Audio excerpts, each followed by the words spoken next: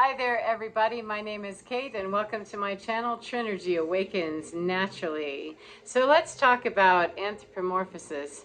Anthropomorphosis is when we assign human characteristics to something that is non-human. Happens a lot with animals. It happens a lot in very varying stages or varying places, rather, in our lives, that we attribute a human characteristic to a machine or to the horse or to the dog or to God or to a system or something. However, when we're deep into, making a general reference as a metaphor is one thing.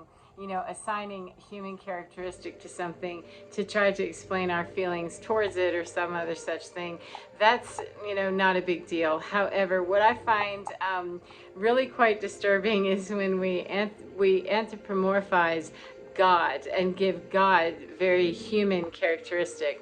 I was recently in a conversation with a woman who's in a very deep religious structure. She's in a whole religion. Like there's a whole story. There's everything with this religion. I do not know a whole lot about it, but it's considered, even though it's huge and it's a gigantic religious movement, it's been around for a long time, a long time. However, it's considered kind of a fringe element. So not a cult, just more fringe, because even though it's huge, it's considered kind of fringe. So, which I don't quite understand how that's possible. I haven't studied it deeply enough. I just know when I studied cults in college, in a religious class, that was one of those religions that popped up, and I understand why. But I couldn't tell you the doctrine of it. And the doctrine, what she and I got into a conversation about, and I did not bring this up to her exactly, because that's a touchy subject when we start bucking somebody's own theology that they're pretty sure that we need to understand and know and get on board with. The witnesses and the proselytizing and the got to get all the sheep into the herd, all those dumb sheep. Let's get them all gathered up. I'm careful how I open those cans of worms with people because I don't want to be disrespectful. However, I do want to drop some seeds of maybe get out the can opener, because it might be that we can look at this from a different perspective and open our minds about it on both sides. So this woman was putting a lot of context on God that I do not embrace. I don't even understand like how you got there with it. However, everybody is where they are, because to me, it does not make any sense whatsoever to give God a context of being anything that's emotional, in terms of God gets mad, God is angry, God is smiting, God is this, God is that, because God is supposed to be a higher intelligence than we are. It's supposed to be all pure loving. Then I can't assign God in my own mind, just before I ever would step out wanting to embrace a religion or a spiritual practice of some kind. How can I really logically assign any kind of human attribute to that God if I already know that I'm looking at that presence as pure frequency or pure love? God loves everyone. However I contextualize that, or however I verbalize that, that's not anthropomorphosis to think of a pure field of loving frequency, or God loving everyone equally, etc. The words of Jesus Christ, that's not anthropomorphosis. It becomes anthropomorphosis, though, when we move beyond that to give God male characteristic, and then angry at our behavior, or willing to, exact justice on the non-chosen. I mean, there's so many irregularities and so many things that just don't make sense before I can ever get out of the logic gate to even have the debate in my head that, oh, I've got to settle up, all this disparity of that I've assigned a whole lot of human characteristic to something that I'm expecting to be far more pure than me, and if we go with the Christianity story and understand God in the broad term that most Christians do, then there are varying degrees of how much we assign to God. However, there's a whole lot of assignment of stuff that we as humans do. We're going to want, revenge or justice and all this stuff because we are human. If we think about God, God has no ego. Ego is an identification with being a human being. And if I'm looking to something that's a superior being, that knows more than me and behaves far better than me, then I need to understand that contextually, that there's no ego in God realm. And if we're going to say out of one side of our mouth that God loves everyone, that Jesus loves everyone and taught that in Christianity, that love your brother as yourself, then how can we really assign anything human to that God, or that God frequency, that God understanding, that universal intelligence, etc.? How can we logically, before we even start talking about what, it would be, in my opinion, it just doesn't make any sense to try to get out of the gate, because I've already got a problem that I'm going to start making every premise after that incorrectly built on that from thereafter, because I'm already starting on the assumption that even though I've called this a pure, loving Father, I've already contextualized it into a male form, and it's a father. So there's a whole lot of baggage with that. But if I already start out with some premises that are kind of slanted and real human-y like, then haven't I already started on a false foot? That's not really the cleanest, purest understanding we could engage in or begin with. And every assumption after that, for me, that's why I do not like to get involved with people whose religions or their spiritual doctrine or their personal stories or their personal beliefs or whatever it is would somehow have some ability to shut something out and then use God as their basis for that, even if they're calling it loving frequency or, pure source or Christ energy. I've heard a whole bunch of spiritual people use those very words, and they're racist, or they're, they've got gender issues, or they have whatever other issues. So it doesn't matter whether we're using different vocabulary. If we're still assigning real human attribute to something, anthropomorphizing something, God, and saying that God has a thought on this like we do. I need to believe, if I'm going to believe in anything superior to me, then I'm going to have to believe that it's so far above me and so superior to me that it's running this entire planet. Then I can't possibly believe that life force, that ability, that God frequency actually is running around having all the emotional baggage issues and the ego identification issues that humans do. That doesn't make sense. So anyway, back to, I think I forgot my lady that I was talking to was using words that God hates, etc., fill in the blank, on some pretty, I consider it quite judgmental. That I don't know what you do at your house, and I don't care what you do at your house, whether it's good or bad. It's not mine to decide. And I'm definitely not going to try to turf it off to God hates that, by the way. We're all loving in our religion. We embrace everyone except those people.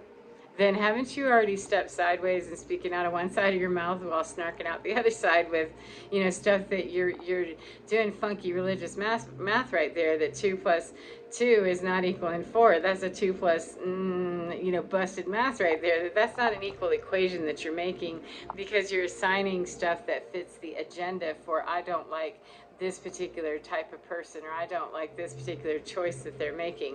I don't have to like people's choices in their behavior that is immoral. What I need to understand about immorality or bad behavior or stuff is that, first of all, that's mine. I don't allow myself to stand around telling myself or anybody else that God hates that. No, I'll own that shit. Thank you very much. That I don't like that you would be unkind to another person, or that you would do things to deliberately harm another person. I can own that. I don't need that, turf that off to God and say God hates it whenever somebody does such and such, because that to me that's kind of spiritually lazy and looking to just cast the assignment to a God presence that's setting the moral standard for Earth. And there is no moral standard for Earth. Obviously, if we had one, then we'd have one, but we don't, and it's changed dramatically what we consider moral over the thousands of years that we've been tromping around on the face of the planet. So really, it's more about what am I willing to take as my purchase price for what I'm doing. Am I willing to pay the price for what I'm doing? Am I willing to take the reaction to the action I'm taking, the cause and effect? It's not a matter of, that homosexuality is a sin in my world, that is it causing you something on your end of living your life that is causing you problems or is causing someone else problems, then that will come into the cause and effect of it. And if it's gay, how can that really be evaluated as something moral? Because there's plenty of moral people that have same-sex relationships, and there's plenty of immoral people that do. Immoral in that we're doing things to cause harm to another person deliberately. We hate them, or we somehow judge them, or we somehow deem them unworthy of having a noble position on the planet because of whatever they're doing. However, that morality thing is so subjective, and then we anthropomorphize God with saying that God's morality shifts. Go to one religion and check against another, and you're going to see a God that has shifting morality and a whole lot of human attribute. And so to me, it's a matter of assigning a human attribute to the God source or the God entity or the God frequency. It's a matter of saying morality, what's right and wrong, what's good and bad. That how does that work in your world? How is it serving the greater good for humanity? Does it serve the purpose of humanity? Then you're going to see the cause and effect on it has a different relationship than when it's not serving the good of humanity. We see those structures where stuff was very selfish and egoic and very, me, and I don't care, and I'm all about money, and I'm all about, getting what's mine, and I'm all about, winning and things like that. You see those structures for the overall good of humanity, they don't serve, and they're being torn down. Not because God has some special, in my humble opinion, not because 11:11, God has some special relationship with himself as an ego-identified entity that still needs to do his healing work. That pure frequency allows free will for us to be down here doing whatever we want to, and also knowing that cosmologically and with the frequency, we're still moving into new earth energies. So it's not like, this morality thing or what's right and wrong and God smiting us and, bringing us to justice. That's just the natural cause and effect, that we're no longer having a lag time before we have the effect from what we've caused. Karma, if you will, karmic balancing, karma return, justice, etc. We don't have as much lag time as we used to. So it looks like, end time stories, it looks like God is taking all kinds of human attribute where, he's happy because he's got chosen friends and chosen children that he loves more.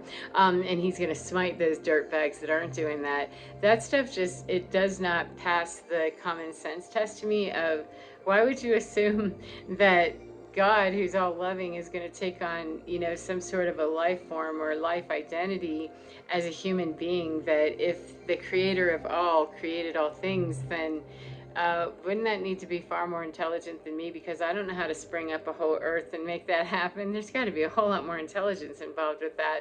And there's no way in my mind that even remotely could be true at all, that the creator of all things has an ego. Because if God did, if that source of energy had an ego in the middle of it, that source would be slowed down in a whole bunch of directions, fighting with the different energies that have free will on the planet. So I mean, there's just a whole lot of directions that can go. And this woman, her eyes were kind of spinning when I talked to her, but I said, I don't believe that what you're saying. I don't believe that. And you're saying that it's based on Bible, and yet you use a Bible that is for your church specifically. It's geared and tailored for your church, and you only use a certain number of books from the Bible. It's the same as some of the newer New Age religions, excuse me, or the New Thought movements that only use the New Testament, that we only use a portion of the sacred text that supports what we really want to say, because we don't really believe that other stuff. Well, we either believe in the God presence as it's presented, or we don't, and how is it presented? And I would start asking questions, and I do, from that point, that how is the God presence explained to me? How's it showing up to me? And how do I perceive that? And it's impossible for me in my logical mind to reconcile the thought that, yeah, I'm going to be able to think of this all-loving presence and think of it as having any human identity whatsoever. I need to think way outside the box to something that I don't have any identity with here on earth. There is no human that carries that level of purity. If we did, we wouldn't be here to learn. We wouldn't be here to help others learn. We wouldn't be walking towards the light. We'd already be the light, and we wouldn't have avatars anymore, more than likely, unless we're, teaching here on the planet at very high levels as ascended masters. And we do have a few, however, largely, though, most of us, we're here to learn something that we have never seen before on this planet. And assuming that that's going to look a whole lot like, a person, or have any attributes that, a healed person would be this pure thing. It's possible that's what it looks like. However, we don't really know, because that's the movement that we're taking, and the action that we're taking, and the trend that we're on is to be moving into that 5D consciousness, where we do understand that pure frequency and that pure exchange of energy in a very different way. We're moving into that. And so we really don't have an example, except if we believe the Jesus Christ story. It's been polluted, and that, Jesus was human and he was a man, and then he ascended, and then, then we get a whole bunch of identity breakdown with the ego on a pissing match over whether he was a man that ascended, or if he was always, all kinds of stuff. And it's like, I have to stop and say, what's most important about this is that I need to know for myself, what am I expecting that God frequency or that God understanding to be? It needs to be something well above me. Then I can't get into arguments. It's going to distract me from believing that that pure frequency in every form that it's out here, it's inside of each one of us. However, if I try to translate how I am and understand God through that, I'm doing myself a disservice. I'm far better to try to understand myself through that pure God. And it's a tougher road to go that way. It's much easier to just make it all, yeah, let me just anthropomorphize, and make God mad, or make Jesus this, or make Buddha that. And that really, that's not what the Age of Aquarius is asking us to do. So I hope that's been helpful for you in some way, and perhaps giving you something to, nibble on, and think about, from a broader perspective and a deeper, more introspective take on things. That, what do I consider God to be? Do I consider God just to be some superhuman? Because I don't believe there's a superhuman that could have created this whole planet. There's a whole lot of higher intelligence out there that isn't limited to, even the best idea that we could assume, or assign attributes to some sort of super God, more outside the box on that. So anyway, as I said, enjoy your day no matter what part of the day you're in, and remember to get within your skin, because you're divine. It is absolutely gorgeous and absolutely fine, and far more than anything that your mind could tell you that it is, especially if your mind's already starting with, very clamped down views on things. It might be worth it to spend a few times just imagining, what if?